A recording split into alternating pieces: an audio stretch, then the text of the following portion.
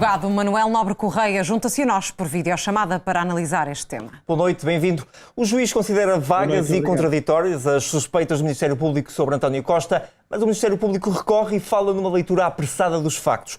Pode o processo contra o Primeiro-Ministro em funções ser arquivado depois desta decisão judicial? Com certeza que sim. Agora, não nos podemos esquecer que este processo está numa fase iniciática. E, portanto, nesta altura não é muito provável que se consiga mais do que meros indícios.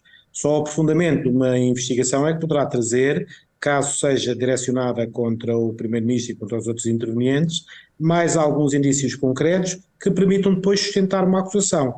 Atenção que ao Sr. Juiz de Instrução, o Dr. Nuno Dias Costa, não cabe, ao contrário do que eu ouvi, não cabe mandar abaixo, passa a expressão, qualquer um dos crimes pelos quais vêm indiciados os arguidos.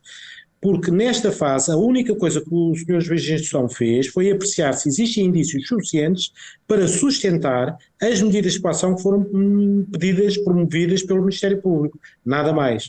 Portanto, o Sr. Juiz de Instrução não pode dizer se determinado crime está ou não está indiciado fora da estrita medida daquilo que é necessário para aplicar uma medida de coação, as mais gravosas pedidas pelo Ministério Público, nomeadamente a prisão preventiva ou a obrigação de permanência na habitação. Mas considerando que de facto não há indícios para que haja medidas de coação mais gravosas, sai o Ministério Público fragilizado depois desta decisão?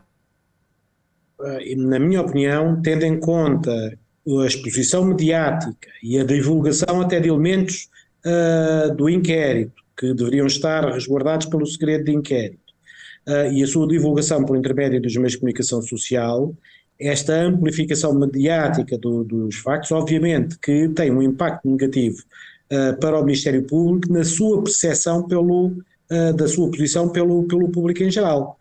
Como é evidente, para o público em geral, quando o Ministério Público pede prisão preventiva para estes detidos, é porque entende que existe uma indiciação muito forte e que existe algum dos perigos que justificam a aplicação da medida de coação mais grave.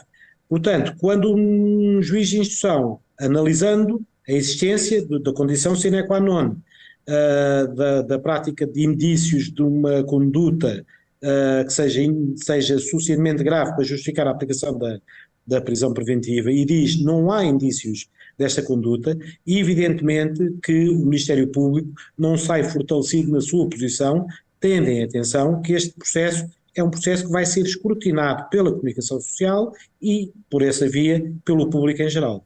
Corre-se aqui o risco de haver uma guerra aberta, doutor, entre o Ministério Público e os juízes?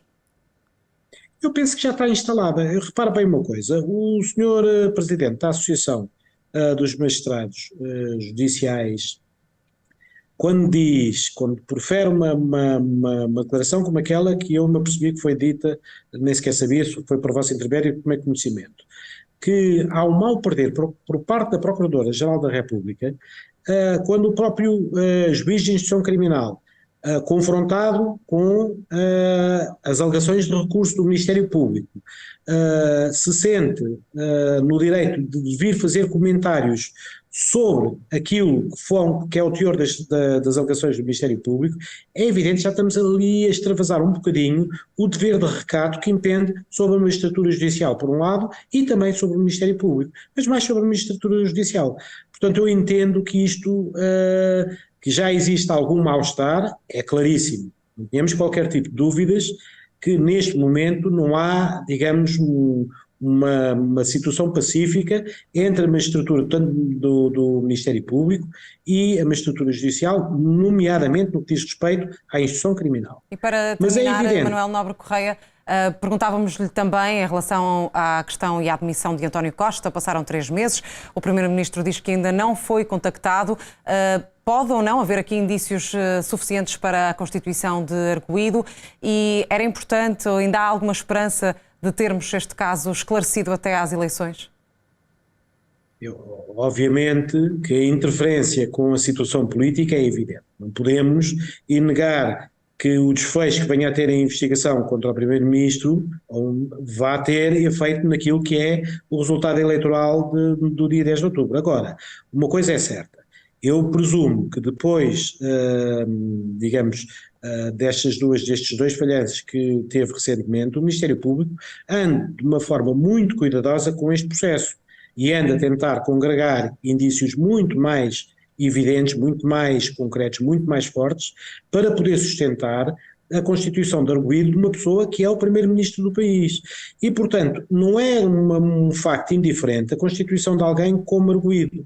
É uma coisa que tem impacto processual. Embora seja uma posição que exista para a defesa do próprio, a realidade é que é algo que não é neutro. Daí que o Ministério Público, com certeza, se quererá salvaguardar, investigando de uma forma muito mais profunda, reunindo indícios muito mais coerentes e só depois, então, chamando o Primeiro-Ministro, no momento em que o deixar de ser, porque eu devido muito que isto vá acontecer um Primeiro-Ministro em exercício de funções, não interessa se é de gestão ou não, depois de deixar de o ser, chame o Dr. António Costa para prestar declarações e constitua arguido, sem ter, de facto, Muito estes bem. tais indícios muito fortes. Manuel Nobre Correia, indiciador. muito obrigado, não temos muito mais tempo. Muito obrigado e até uma próxima oportunidade. Obrigado e boa noite. Boa noite.